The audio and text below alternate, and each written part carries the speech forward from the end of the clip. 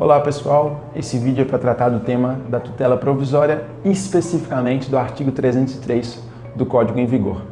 Eu gostaria de chamar a atenção de vocês no sentido de que esse tema ele recebeu uma nova disciplina, não apenas uma nova roupagem, mas uma nova disciplina no Código em vigor.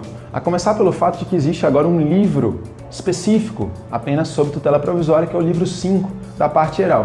Então, no Código anterior, no Código revogado, as principais disposições sobre o tema, elas constavam do artigo 273, do artigo 461 e igualmente do livro 3, que era destinado à tutela cautelar. Então, no 273 e juntamente com o artigo 461, nós tínhamos a tutela antecipada satisfativa e no livro 3 nós tínhamos a tutela cautelar e, naturalmente, também a tutela antecipada cautelar.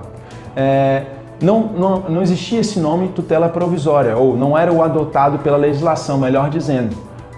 Por que houve também essa mudança de nomenclatura? Observem que a noção de provisoriedade, ela se contrapõe àquilo que não é definitivo. A provisoriedade é uma característica da tutela antecipada, seja ela satisfativa, seja ela cautelar. Observem, da tutela antecipada. Não interessa se trata de uma tutela satisfativa ou se é algo que tem por objetivo resguardar, acautelar a situação. O que é antecipado nasce necessariamente para ser substituído. E é o que se dá quando dá sentença. Quando o magistrado analisa uma tutela antecipada, ele não tem elementos suficientes para conhecer a matéria com profundidade. Seja porque há necessidade, não houve ainda a participação do réu, não foi ainda instalado o contraditório, seja porque há necessidade de produção de outras provas, que não apenas as documentais. De modo que, em se tratando de uma cognição menos aprofundada, uma cognição usualmente sumária, essa decisão ela tem um caráter provisório. Na perspectiva processual, é uma decisão que não pode não é uma resposta definitiva ainda da jurisdição. Daí a ideia de que essa decisão precisa ser substituída, confirmada, ratificada ou mesmo infirmada na sentença, que é o momento em que o magistrado faz a análise detida de tudo aquilo que está posto nos autos. Então, o nome ele surge exatamente em virtude disso.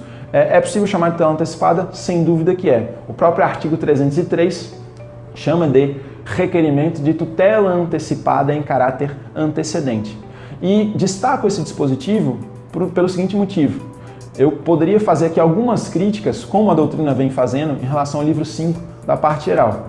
Mas o artigo 303, penso eu, a despeito de alguns percalços, ele foi um considerável avanço no tocante ao acesso à jurisdição, na medida em que ele permite ao jurisdicionado ir à justiça, ainda que, por exemplo, na perspectiva do advogado, ele não tenha tido contato com toda a documentação, porque o cliente, por exemplo, compareceu e não estava munido de todos os documentos, ou existe um volume considerável de documentos e ainda não houve tempo hábil para análise de todos eles, de modo que as teses, sequer as teses jurídicas já estão todas desenvolvidas, mas ainda assim, se a urgência for contemporânea à propositura, é possível ir à justiça apresentando esse pedido ou esse requerimento de tutela antecipada em caráter antecedente, que rigorosamente é como se fosse um pedido avulso de antecipação de tutela satisfativa, um pedido em que ele não é feito dentro de uma petição inicial, respeitado todo o figurino estabelecido pela legislação,